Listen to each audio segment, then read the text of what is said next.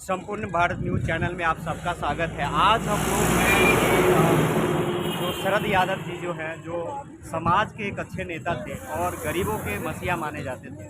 तो आज हमारे यहाँ जो राजद के और जो महागठबंधन के जितने भी नेता थे वो उनके प्रति समर्पित थे, उनको चाहने वाले थे। तो आज जो है यहाँ पे अस्थि कलश यात्रा के द्वारा उनको कहीं न कहीं जो है हम लोग इस क्षेत्र के लोग जो है श्रद्धांजलि दे रहे हैं और कहीं न कहीं उसको याद करके एक दुखद आत्मा के साथ उनको हम लोग श्रद्धांजलि दे रहे हैं, क्योंकि ये ऐसे राजनेता थे, ऐसे नेता थे, क्योंकि उनका जो है कहीं न कहीं समाज में एक ऐसे शोषित लोगों के साथ जो है उनका चलना था, उन समाज को लेके चलना था, जिसका वर्णन मैं बता नहीं सकता।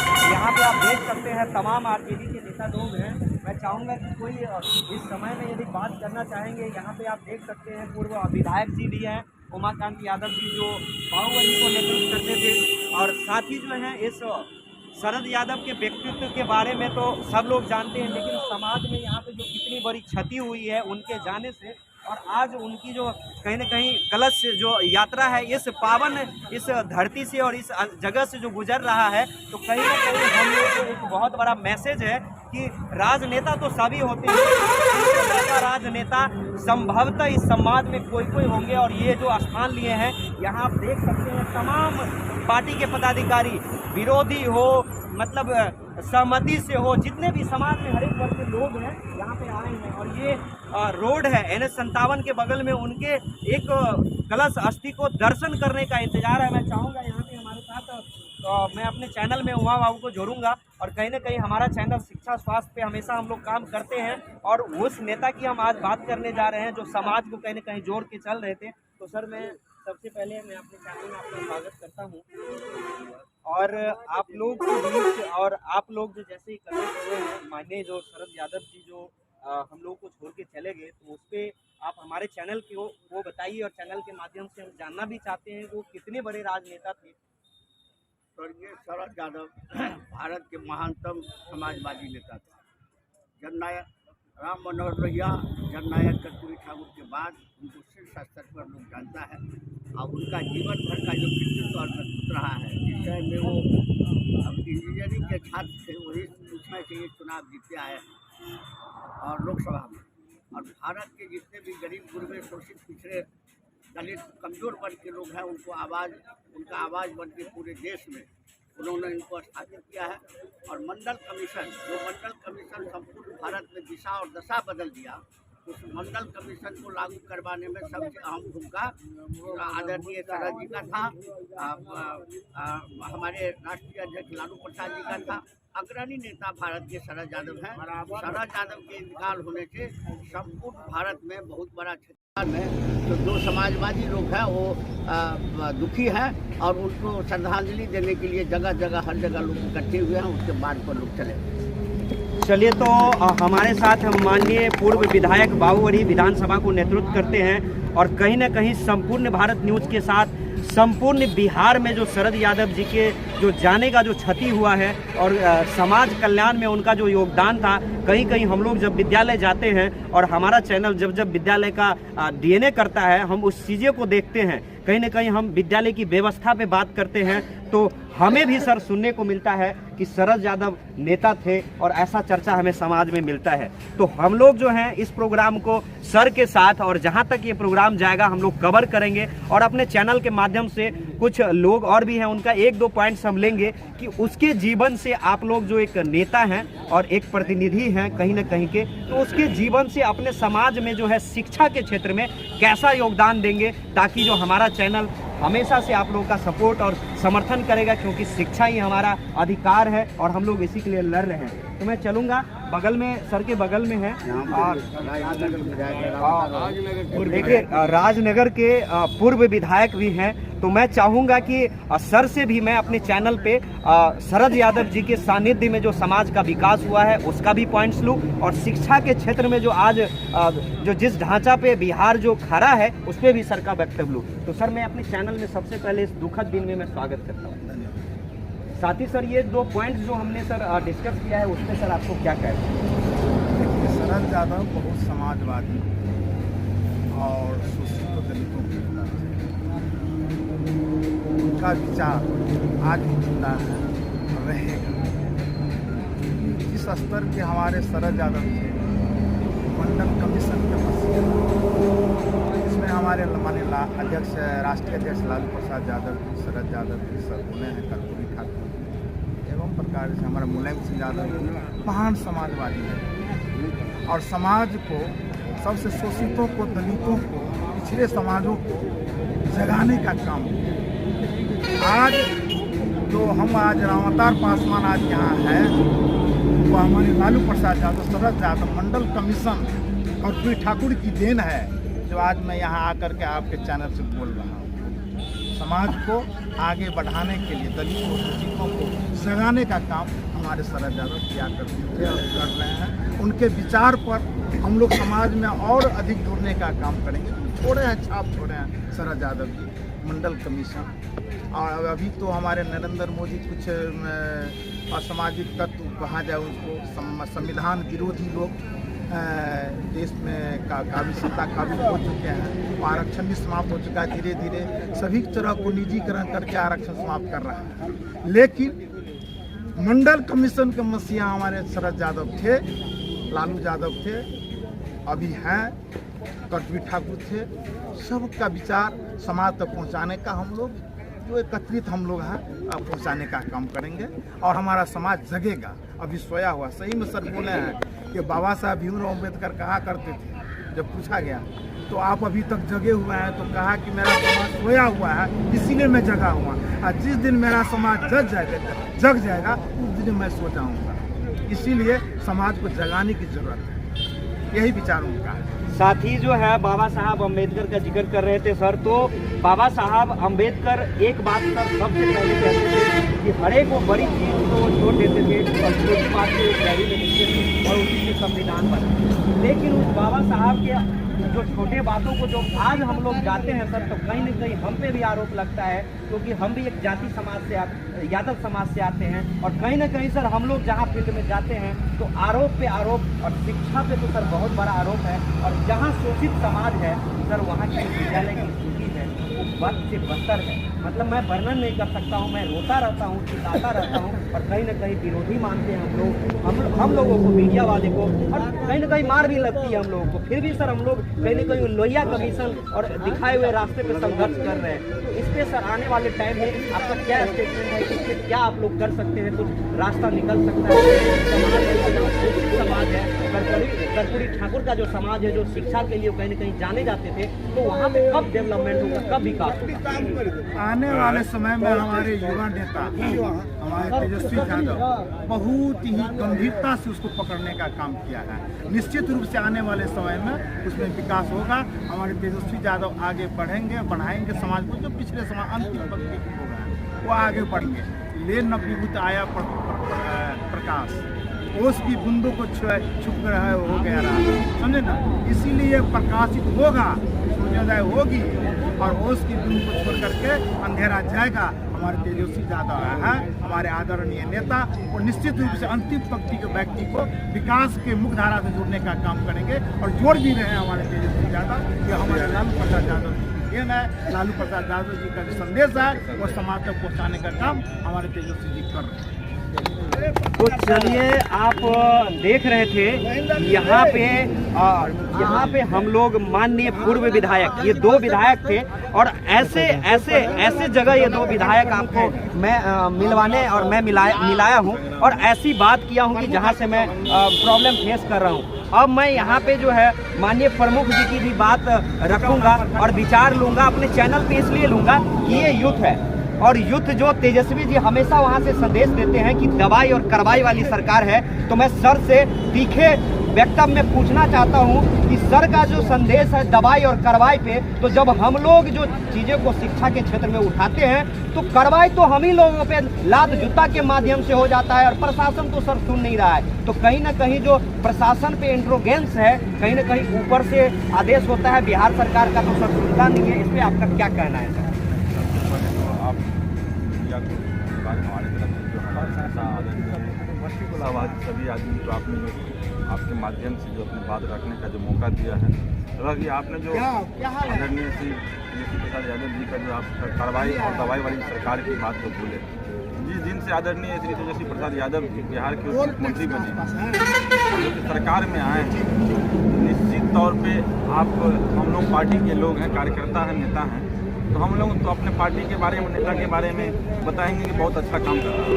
लेकिन आप जाकर के आम पब्लिक से भी जाकर पता लगाइएगा, तो चाहे शिक्षा की बात हो, चाहे स्वास्थ्य की बात हो, आए दिन तमाम मंत्री, चाहे उप मुख्यमंत्री हो, चाहे मुख्यमंत्री माननीय नीतीश कुमार जी हों, आए दिन अपने अंदर में कंट्रोल कर करके, छापेमारी कर करके, वहाँ जा करके स्थल निरीक्षण कर करके एकदम निश्चित तौर पे धरातल पे जो है काम चल रहा है। जो भी थोड़ा बहुत त्रुटि है, आने वाले समय में सारा त्रुटि को समाप्त कर दिया जाएगा।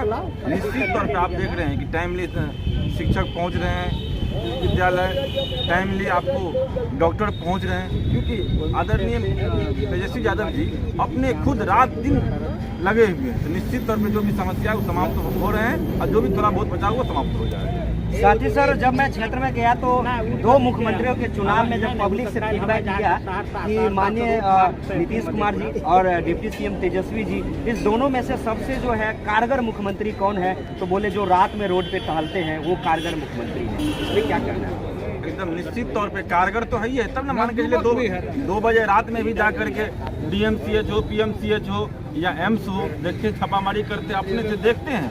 तो निश्चित तौर पे जब आदरणीय तेजस्वी प्रसाद यादव जी का जो अपना पूर्ण बहुमत का सत्ता आएगा, तो निश्चित तौर पे कुछ न कुछ अच्छा होगा, क्योंकि हम आप युवा है, तो युवा का एक अलग जोश खरोश होता है, तो निश्चित तौर पे मौका मिलेगा तो अच्छा होगा। साथ ही तेजस्वी जी तो हमारे इस विधानसभा में आएंगे नहीं और इधर आएंगे नहीं। आप राजनेता से अपील है हमारे चैनल के माध्यम से कि कभी कभी सर आप लोग भी है, जैसे माननीय तेजस्वी जी जो है दौरा कर देते हैं, इसी प्रकार जनप्रतिनिधि दौरा करें अपने अपने क्षेत्र में, अपने अपने विद्यालय में, तो कहीं ना कहीं घर से भी कायाकल्प होगा विद्यालय का, शोषित लोगों के, शोषित समाज के कहीं न कहीं सर विकास होगा। और आपके ही माध्यम से हम लोग ये देख रहे हैं, तो मैं आपको धन्यवाद देता हूँ कि अपने पार्टी का, अपने माननीय मुख्यमंत्री जी का पक्ष रखा, जहाँ उन पे खरा उतर रहे हैं और काम भी कर रहे हैं। जैसा पब्लिक से मुझे फीडबैक भी मिलता है, तो ये बात सत्य है। साथ ही अब जो है हम बात करना चाहेंगे मुखिया जी से।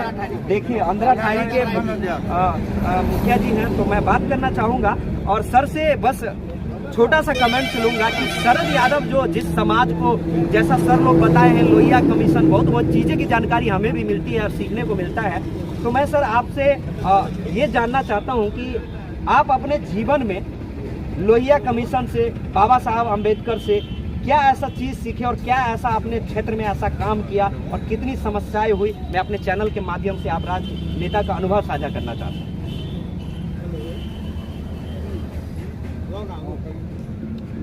शरद यादव एक ऐसा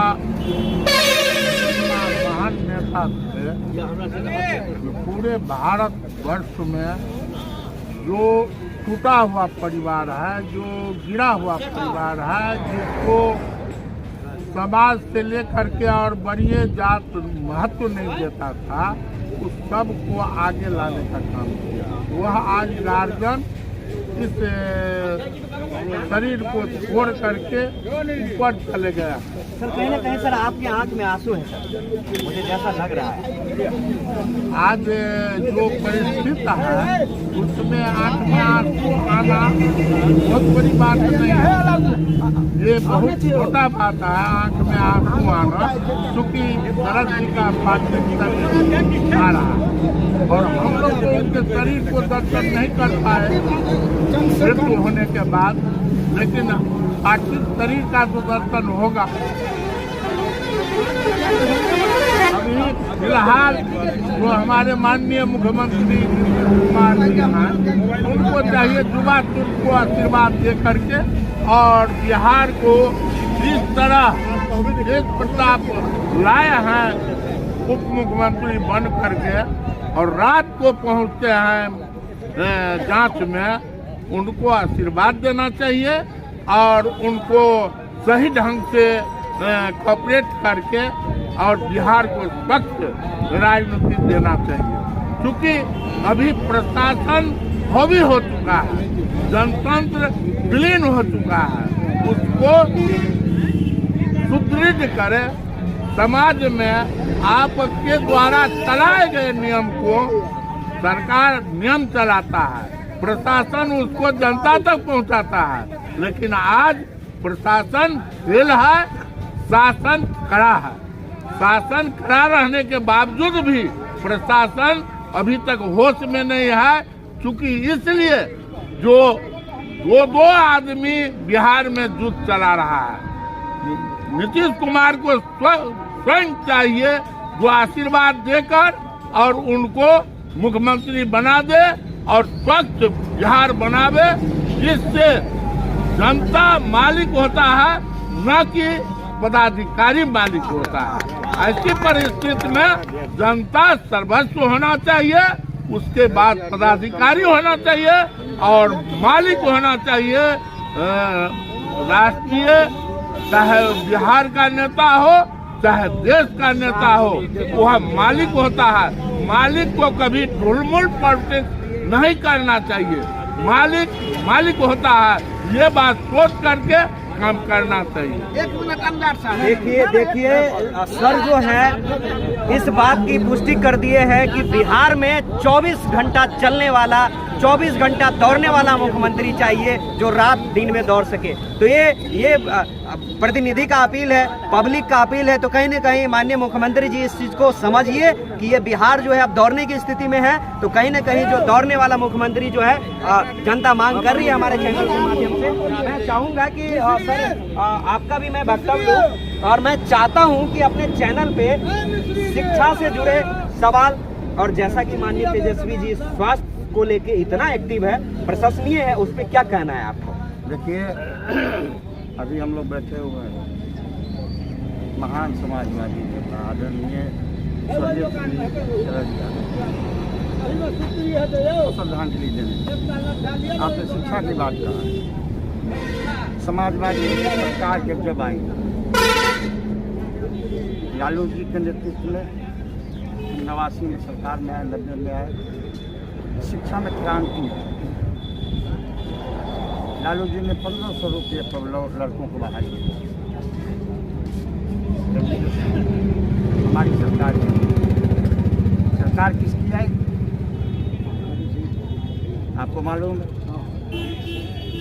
राहत इंदौरी का एक शेर है कि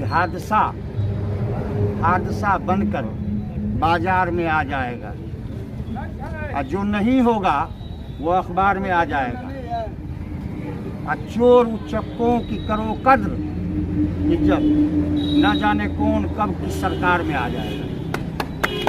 तो आज शिक्षा में क्रांति की बात करते हैं। अब हमारी सरकार बनी और आदरणीय शरद जी के आशीर्वाद से और हम लोगों के राष्ट्रीय अध्यक्ष आदरणीय श्री लालू प्रसाद जी के आशीर्वाद से युवा तुर्क बिहार के गरीबों, दलितों, पिछड़ों, अकलियत के, दबे कुचले लोगों के दिल में बसने वाला एक युवा बिहार का उप मुख्यमंत्री, वो ईमानदारी से काम कर रहा है। उसने बहुत सारे लोगों को नौकरियां दी, बहुत सारे विभाग में उन्होंने वैकेंसियां निकाली।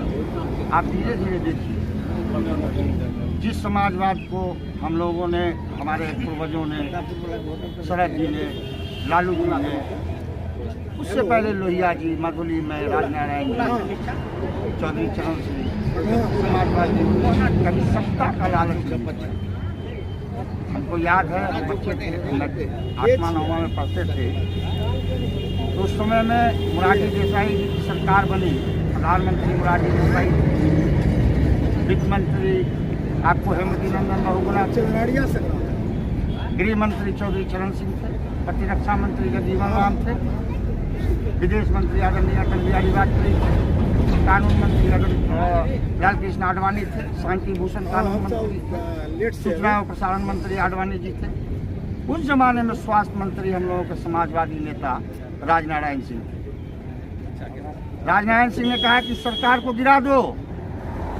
2 साल 2.5 साल सरकार चली। कहा कि हम लोगों ने तो एक समाजवाद को, सारी पार्टियों को जोड़कर जनता पार्टी बनाया, लेकिन सबों ने अपना अपना मैनिफेस्टो जेब में लेके आया। देश के लिए कोई नहीं सोचता है सरकार गिरा दो, सरकार आ जाएगी, गिरा दिया। समाजवादी कभी सत्ता के पीछे नहीं भागा, जनता के पीछे भागा। जनता के विकास के लिए हम लोगों ने लड़ाई लड़ी समझ सकता। ठीक हमारे अध्यक्ष जी ने कहा है कभी प्रशासन दीजिए, लोग देख लीजिए क्या हो रहा है, सरकार कहाँ है।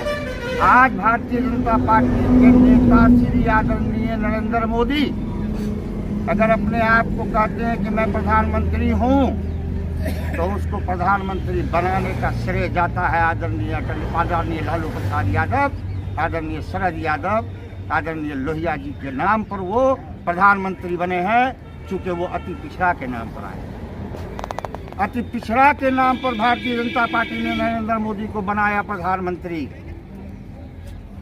उस अति पिछड़ा को का आरक्षण उन्होंने समाप्त कर दिया, क्योंकि वो आरएसएस के एजेंडा पर चलते हैं। आरएसएस ही भारतीय जनता पार्टी और उसका मैनिफेस्टो अति पिछड़ा दलित ये कुछ नहीं है। ठीक रामचरितमानस की बात चंद्रशेखर जी ने कहा था, आप उसको पढ़िए, क्या वो सही था? एकदम रामचरितमानस में लिखा हुआ है। और पहले की किताबों में भी, एक कलीसा एक आग एक किताब का नाम है, उसमें लिखा है कि वेद पढ़ो, अगर शूद्र सुन ले तो उसके कान में शीशा पिघला दो। इसी को रामायण में दर्शाया है। तुलसीदास जी ने गलत नहीं लिखा है। हमारी लड़ाई वो है, हम 90 हैं, हमको हक चाहिए। 10% हमारे देश पर राज कर रहे हैं। हमारी लड़ाई वो है। हमारी जब सरकार थी, आज आप देख लीजिए मधुबनी जिला की बात, किनका सुनता है एसपी, किनका सुनता है डीएम। जब हमारी राज थी, लालू प्रसाद यादव की राज था, एक छत्र राज हमारा था, तो अति पिछड़ा में मंगनीलाल मंडल की बात एसपी सुनता था। अति पिछड़ा में जगत सिंह की बात सुनता था, रामेश्वर राय की बात सुनता था, देवेंद्र प्रसाद यादव की बात सुनता था। आज अति पिछड़ा के वोट पर सरकार बनाए आदरणीय नीतीश कुमार जी, अलग बात है कि हमारे गठबंधन में है, लेकिन मधुबनी जिला में हमारे लोगों की बात नहीं सुनी जाती है। उन्हीं लोगों की बात सुनी जाती है जो आरएसएस से आए। मतलब सर लॉ एंड ऑर्डर तो बिगड़ा ही हुआ था, इस पे आज आप मुहर लगा दिए। हम लोग कहीं ना कहीं इसी की बात करते हैं सर, कि प्रशासन जो है सुनता क्यों नहीं है, कहीं ना कहीं ऊपर से ये एरोप्लेन वाली कंट्रोल क्यों है, तो बिहार में कब तक चलेगी? कहाँ जाए अति पिछड़ा बैकवर्ड, कहाँ जाए? इसी की लड़ाई है हमारी। हम पिछड़ी जाति की लड़ाई लड़ते हैं। हमने आदरणीय राष्ट्रीय अध्यक्ष जी को कहा कि अति पिछड़ा की लड़ाई लड़े। अति पिछड़ा को आपने सम्मान दिया, लेकिन आज हम आरक्षण के नाम पर सरकार में आए। जब आरक्षण समाप्त हुआ तो लालू जी को अति पिछड़ा छोड़ दिया। आरक्षण में नहीं मिल रहा है उसको। जो लड़का अपनी मेरिट से पास करता है, चाहे वो अति पिछड़ा हो या दलित हो, उसको मेरिट लिस्ट में जाना चाहिए, लेकिन मेरिट लिस्ट में उसको नहीं दिया जाता है, उसको रिजर्वेशन में दिया जाता है। सर ये तो हमारे अति पिछड़ा का सीट कम हो रहा है। इसको हमारे अति पिछड़ा को समझना होगा, अमात को समझना होगा, मंडल को समझना होगा, खतवे को समझना होगा, दुनिया को समझना होगा, केवट को समझना होगा। क्या मुश्किल लड़ाई लड़ रहे हैं? आप अति पिछड़ा से आते हैं, आपका बेटा मेरिट में आता है, लेकिन उसको मेरिट लिस्ट में नहीं दे करके रिजर्वेशन लिस्ट में उसका नाम जाता है। क्यों?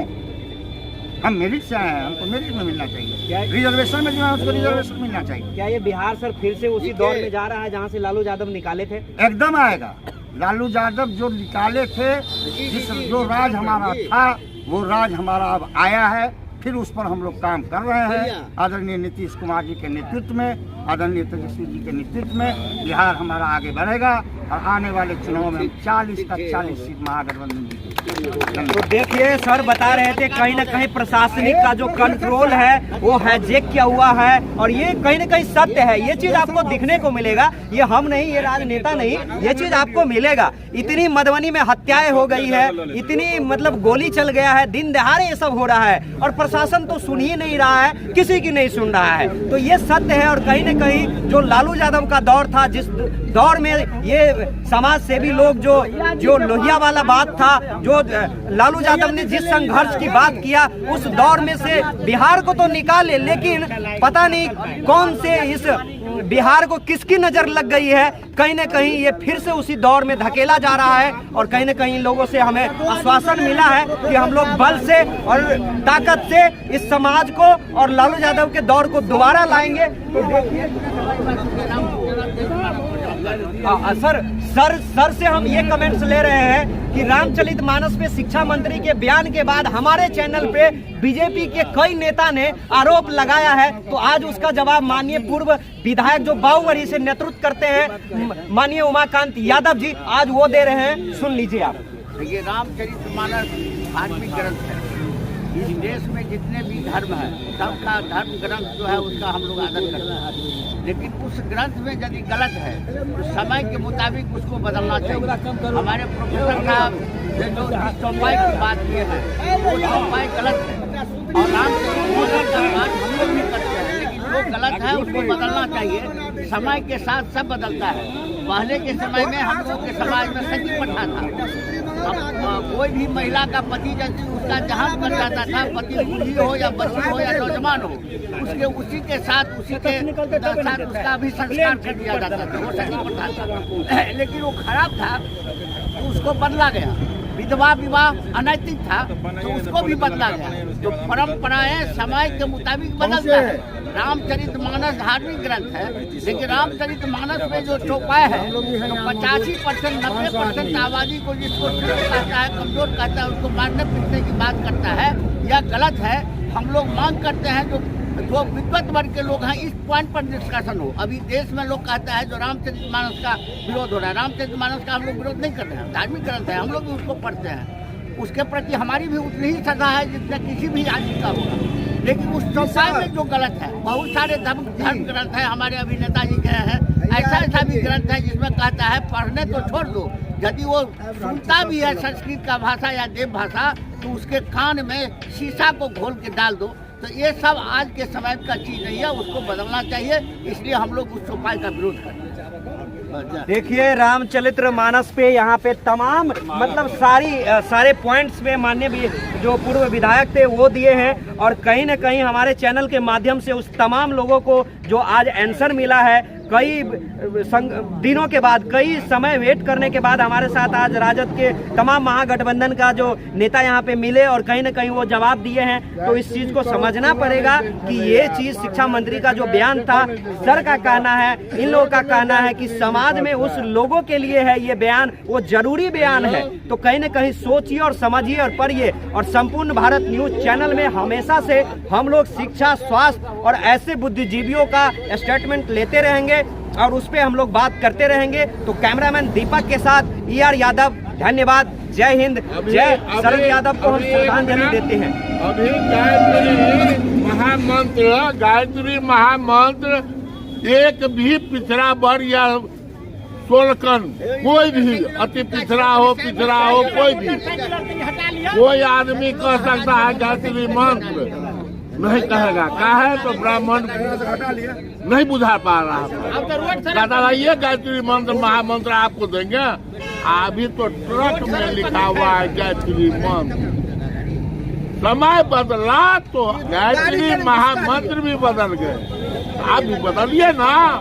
वो उस लेखक का अगेंस्ट हो रहा है जो लेखक कान में दिया है, जो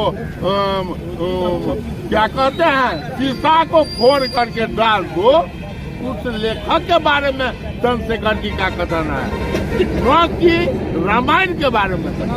समझ गए पुष्टि कहाँ हो रही है? तो लोगों का अफवाह है कि ये लोग समाज का जो लोहिया को मानने वाले लोग हैं वो राम विरोधी है। तो ऐसा नहीं है भाई, सब लोग समझिए, पहले शिक्षित होइए और ज्ञान को पाना ही उतना नहीं, तब तक उलूल जुलूल बातें मत कीजिए। मैं चाहूंगा कि यहाँ से आपको आंसर मिला है और मैं अपने चैनल के माध्यम से इस चीज को दिखाया हूँ और हमेशा दिखाता रहूंगा ER यादव के साथ। धन्यवाद।